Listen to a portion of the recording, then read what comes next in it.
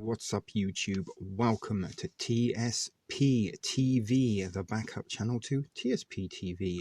You see what I did there? But anyway, due to the fact I'm getting community strikes, passive censorship, shadow banning, anytime I upload a video, anytime I go live, I lose subscribers. It's like the algorithm has a built-in default reaction that anytime I put anything up, it's just going to remove subscribers. And after gaining subscribers in a week where I was unable to upload or go live or do anything on TSP TV, my main channel, I noticed I gained something like 20 subscribers over the course of the week. Yet in the 3 days that I've been out of community strike on TSP TV, and anytime I have uploaded a video or gone live the one time, I've lost subscribers, and I've lost 10 subscribers so far this week over on TSP TV, almost half the amount that I gained last week. And I'm pretty sure by the end of this week I will have lost all of those completely. It removes anything that I get and takes away any gain and growth and puts me back. It's like one step forward, two steps back kind of thing. But anyway, TSP TV, this is my backup channel, formerly Illuma Thrifty TV, because no one could spell it or even say it. I decided let's change the name. But I'm going to try and put some content up both on this channel and also TSP TV 2, which was formerly Ship Video Productions. I'm kind of keeping it in the TSP family, so you kind of can know who or where I am. It may be easier to find. We have like a few chains in the umbrella, so to speak. But anyway, back to this particular video. Now I'm going to show you a little segment from a Canadian documentary that came out in the year 2010, 10 years ago, and it was called Outbreak, the Anatomy of Plague. And basically what this documentary was a simulation or simulated outbreak of a virus. And I think they used smallpox. I did actually watch it yesterday, and they were referencing the smallpox plague that struck Montreal back in the 1800s as a reference point. And then they kind of had this simulated fictional outbreak virus scenario being played out in kind of real time within this documentary. And along with it, they put in sort of fictitious news reports, and they also had some dramatizations of events. It's a very, very interesting documentary, and very, very startling to think that if you actually played this video today, and hopefully just by playing a little segment that you're going to watch shortly, you will be mistaken and forgiven for thinking that you are listening to a contemporary real life news feed. And some of the same players are actually involved within this dramatization of an outbreak that is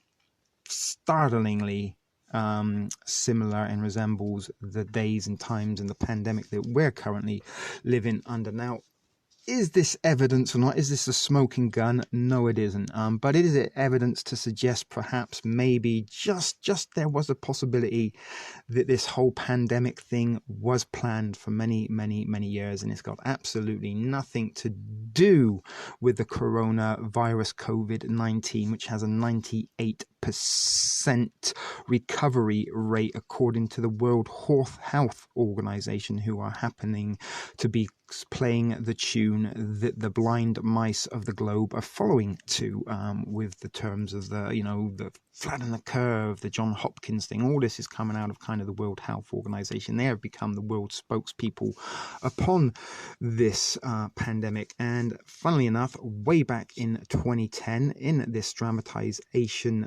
simulated outbreak scenario, the World Health organization featuring it very, very prominently, as well as Dr. Tam, who is the contemporary Canadian spokesperson, or one of the contemporary Canadian spokespersons on the coronavirus. Now, I think she works for like the Canadian equivalent of FEMA, whose name and acronym I kind of forget now, but it's a very, very similar organization to take over the management in the eventuality of an emergency. And she features in this little video also. And there's some very, very, very scary and disturbing suggestions coming in this that you will see. So we might possibly stop and start in between some of this little segment that you are going to see now, just to make some points about what the guys are saying and sort of make relevance to today's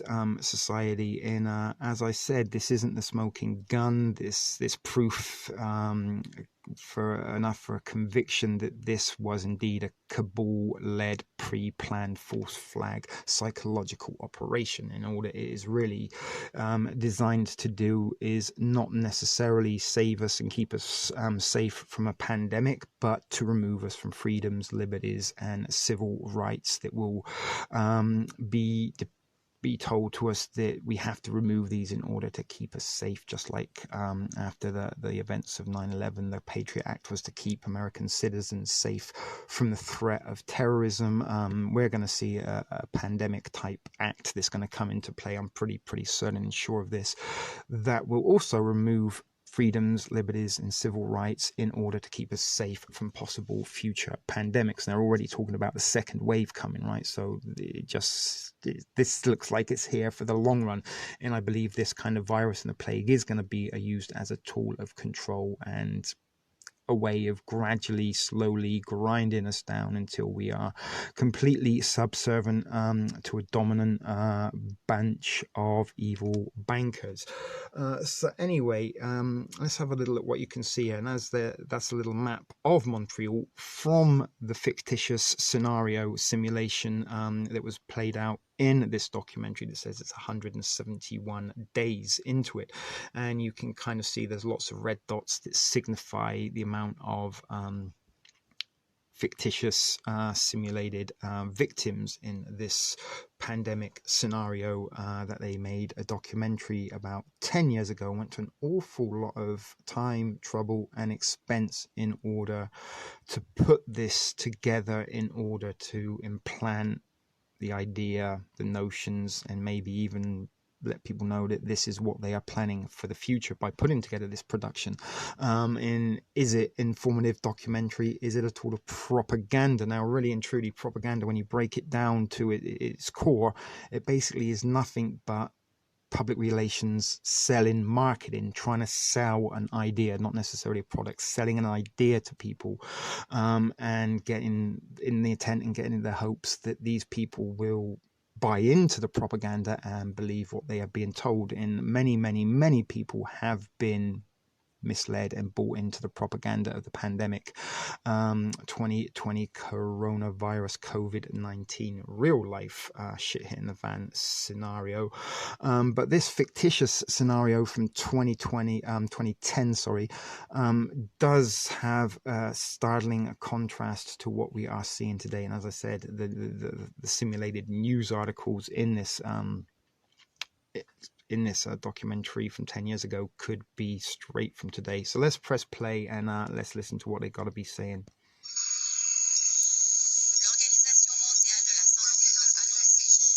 World Health Organization.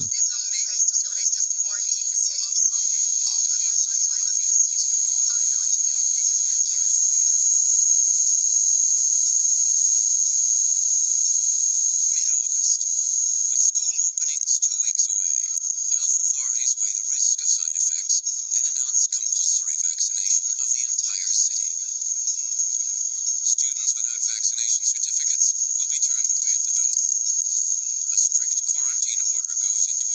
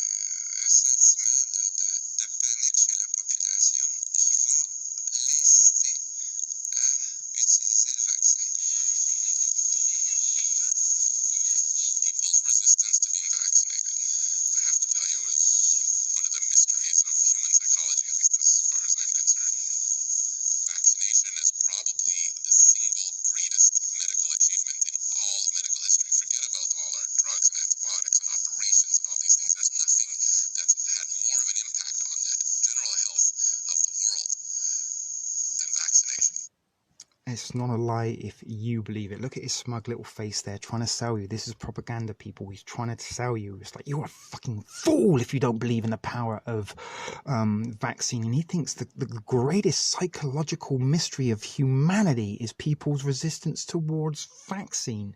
Really? That's what you think? And you're some kind of leading expert from the world, and that is what you think the world's biggest mystery is, why people are afraid of vaccines? Maybe, you know, people are afraid of needles. People do have a phobia of this. That is a rational reason to not want to get a vaccine. It isn't the biggest biological or chemical breakthrough in medicine at all. There have been many substantiated reports that children who have had vaccines that were perfectly healthy and had no symptoms or signs of any disorders or illnesses or anything after the vaccine suddenly turned into almost vegetables. Look this up for yourself, people, if you want to. So this smug motherfucker here, he's been put in place to sell you this, just like the little French guy before. When he put a French, he sounds so much more profound and wise in a foreign language, so much more solemn, and they put him very much in, like this guy. They're all in the shadows. Everything's black behind. They're kind of almost telling you that these people are part of the shadows, hiding away, planning this with this documentary. And the guy before, we've seen the French individual there, he kind of looked a little bit like a Sith Lord, don't you think? He kind of had that kind of the purple cloak, the purple shirt on there in the darkness, almost looked like he had a cloak on. He could almost be Palpatine himself. In order for a safe and secure society, everybody must be vaccinated. And we heard at the very beginning there that the World Health Organization was almost the first thing you heard on that fictitious news report, and they were talking about enforced quarantine, shutting down airports, such forth, schools opening up, and vaccines and things like this having to be implemented in order to sort of get the world up and running a little bit normal. But let's see what this cocksucker's got to say more about vaccines.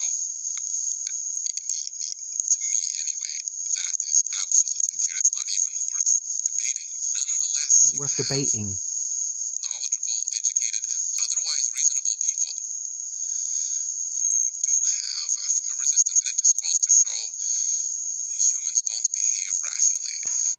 Humans don't behave rationally. What it means, humans don't behave the way we want them to behave. People still have independent thought, freedoms and liberties that they sometimes do exercise, rather than being mind-controlled sheep that do everything they told, jump when they're told, shit when they're told, go outside and clap for your fucking health workers when you're told.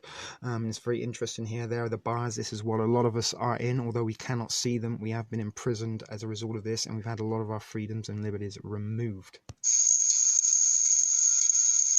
This is where it gets scary.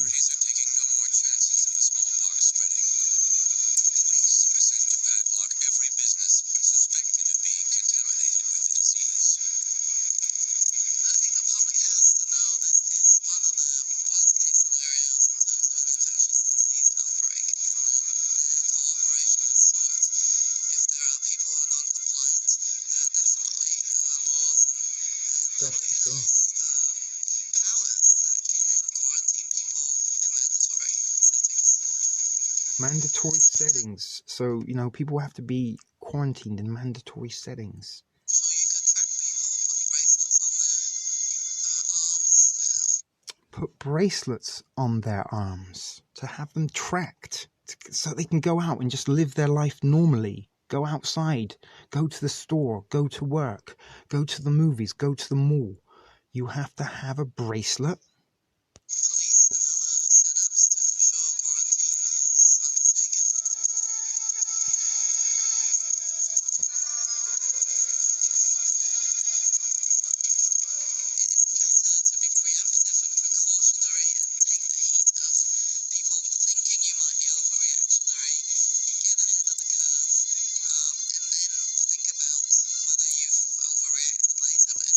So basically overreact, and that's what they've probably done now. They've overreacted. be preemptive, try to stay ahead of the curve. Remember, guys, at the moment, flatten the curve. We need to get ahead of the curve. She's talking about getting ahead of a curve, and how to get ahead of the curve is introducing things like bracelets, police and law enforcement tracking down people and dragging them off to mandatory quarantines. Does this sound anything at all like Nazi Germany to you?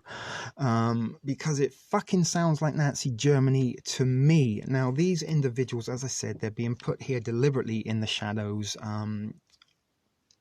because that's where they are. This is where they operate, in the shadows, and they're letting us know exactly what they're doing, or their intent to do is within this documentary. It actually kind of made me a little bit mad and angry watching this yesterday, to the point I kind of did stop watching it to the very, very end. But guys, they've planned this. This is no way did this come from a bowl of fucking bat soup in a wet market in Wuhan. This is just the pandemic, the shutdown, the quarantine, all of that. That has been fucking planned. They just needed to sort of implement the final piece of the puzzle, which was the disease itself, which happens to be COVID-19.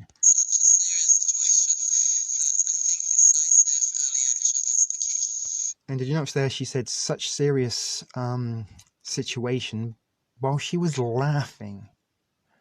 Serious situations aren't on things to laugh about. That's where they're serious. Police checkpoints are set up on all the bridges, and everyone leaving the city is required to show proof of vaccination. Those who refuse to cooperate are taken away to temporary detention centers.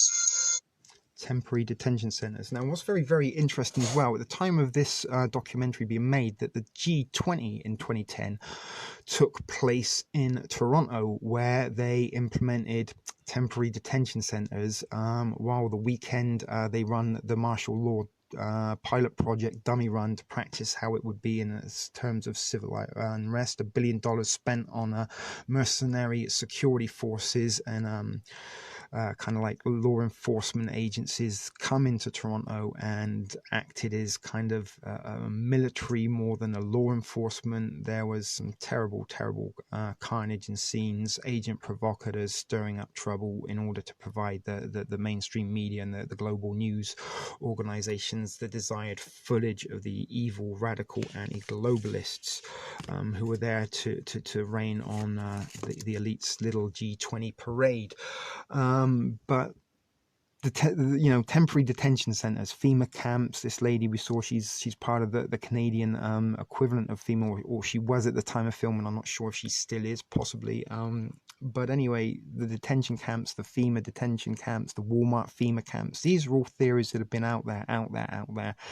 And now they're suddenly almost coming to be so much, okay, that's why they got FEMA camps for this fucking pandemic. Once you don't refuse your quarantine or your vaccine, then that's where they're going to drag you off.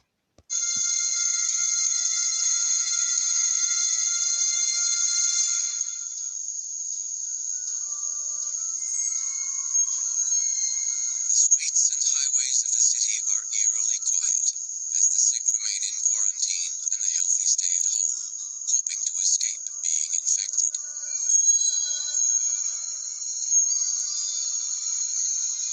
The outside world turns its back on Montreal, just as it did once before. So that was it, guys. The little bit of a segment. I mean, I do got the link for the whole documentary if you want to watch it in its entirety. And it's worth the watch, guys. It really is. Just to kind of open your eyes and look and think to yourself, my God, is this today or is it from 10 years ago? In those scenes we just saw of the deserted streets in Montreal, that's what Montreal looks like today. That's what Toronto looks like today, deserted, just like that. So guys, was this a pre-planned event, or was it an act of nature, a mutation of science maybe, or biology perhaps, where an existing pathogen strain of coronavirus mutated into a deadly, very rapidly fast spreading virus that needs the globe to really be put under draconian totalitarian regimes of imprisonment, enforced quarantines in their home, unemployment, financial burden. That is the only way we can combat this. And again, they said that the healthy people remained at home while the infected were in quarantine. You don't quarantine healthy people, you imprison healthy people. So guys, that's it. As I said, the link will be in the description if you want to watch the entirety of this documentary. Let me know if you've got any thoughts and opinions in the comments below. Thanks for watching. TSP TV, part of the Ship Video Productions Group. See you next time.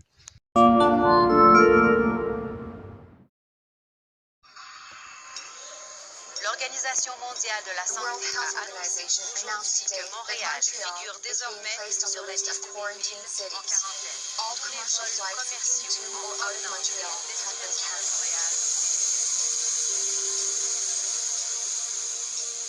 Mid-August. With school openings 2 weeks away, health authorities weigh the risk of side effects, then announce compulsory vaccination of the entire city.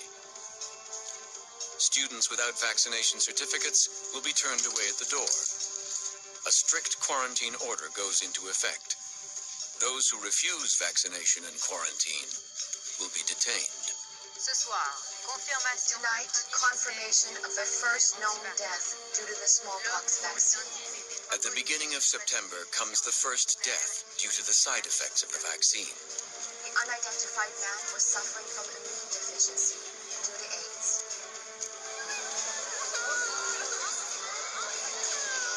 While most of the frightened population comply, some refuse to be vaccinated.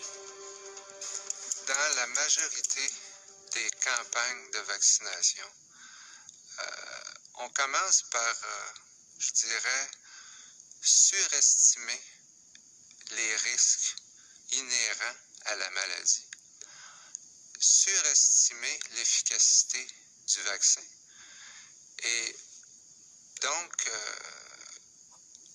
créer un sentiment de panique chez la population qui va l'inciter à utiliser le vaccin.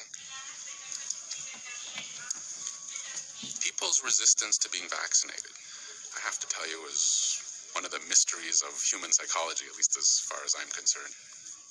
Vaccination is probably the single greatest medical achievement in all of medical history. Forget about all our drugs and antibiotics and operations and all these things. There's nothing that's had more of an impact on the general health of the world than vaccination.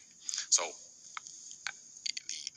to me anyway, that is absolutely clear. It's not even worth debating. Nonetheless, you have knowledgeable, educated, otherwise reasonable people who do have a resistance, and it just goes to show humans don't behave rationally. Health authorities are taking no more chances of the smallpox spreading. Police are sent to padlock every business suspected of being contaminated with the disease. I think the public has to know this is one of the worst case scenarios in terms of an infectious disease outbreak, in that their cooperation is sought. If there are people who are non-compliant, there are definitely laws and public health powers that can quarantine people in mandatory settings. It's potential you could track people, put bracelets on their arms, have police and other setups to ensure quarantine is undertaken.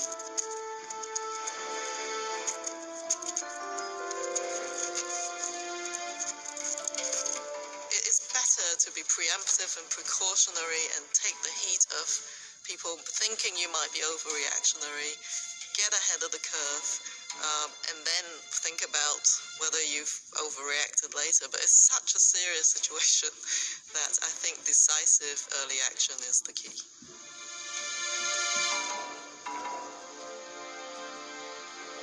Police Police checkpoints are set up on all the bridges, and everyone leaving the city is required to show proof of vaccination. Those who refuse to cooperate are taken away to temporary detention centers.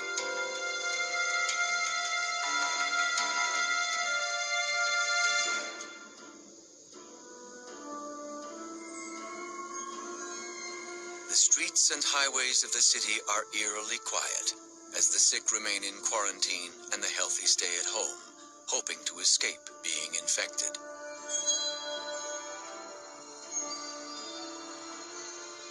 The outside world turns its back on Montreal, just as it did once before.